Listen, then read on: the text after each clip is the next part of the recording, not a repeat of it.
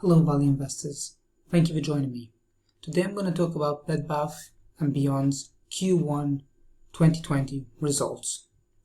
So if you're new to the channel, please subscribe now so you can get my next value installment. Also, don't forget to check out my marketplace on Seeking Alpha, Deep Value Returns.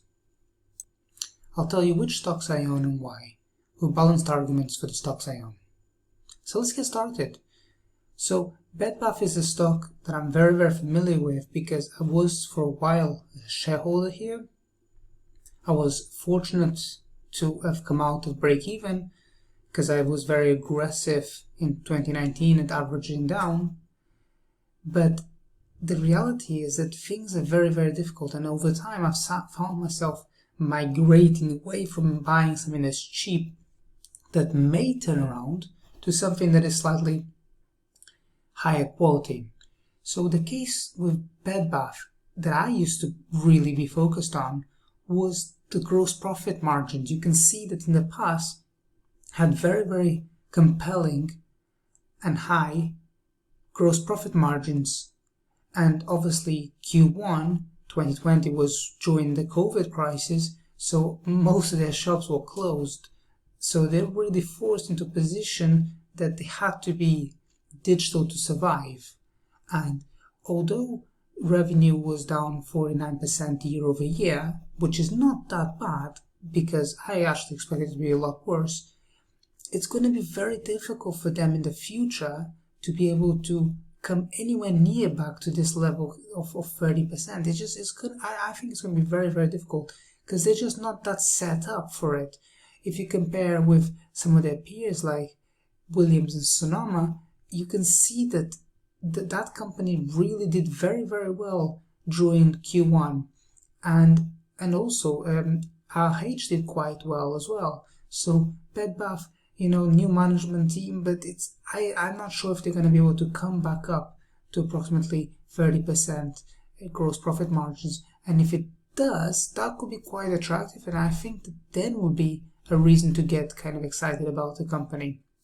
Previously, I was also quite attracted to Bed Bath because I felt that it had a very strong potential because its balance sheet was very strong, but you saw that now they drew down on a new revolver, 850 million, so they're going to be closing down stores. There's a lot of costs going to be coming here with the credit facility and impairments coming up, so I think it's going to be very difficult for shareholders to come out of anything worthwhile in terms of their investment, although the market cap is only 1 billion, so I can see the appeal here.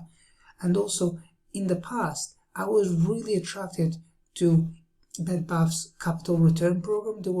They were saying they were going to put around 600 million towards shareholder returns, and when I spoke to someone that had a large position, I think that they wouldn't mind me talking about it, which was Legion, the activist shareholders here.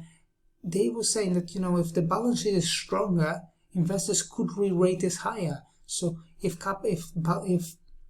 Bed Bath & Beyond was able to redeploy large sums of cash to pay down its debt, increase its dividend, and do some shareholder repurchases, that would drive shareholder return. But that's been shelved for now, that's 600 million. So it's quite difficult for me as an investor to see how things could turn around. Having said that, I do believe that at the multiple that it trades right now is just really small. If you can see that it has been just compressing.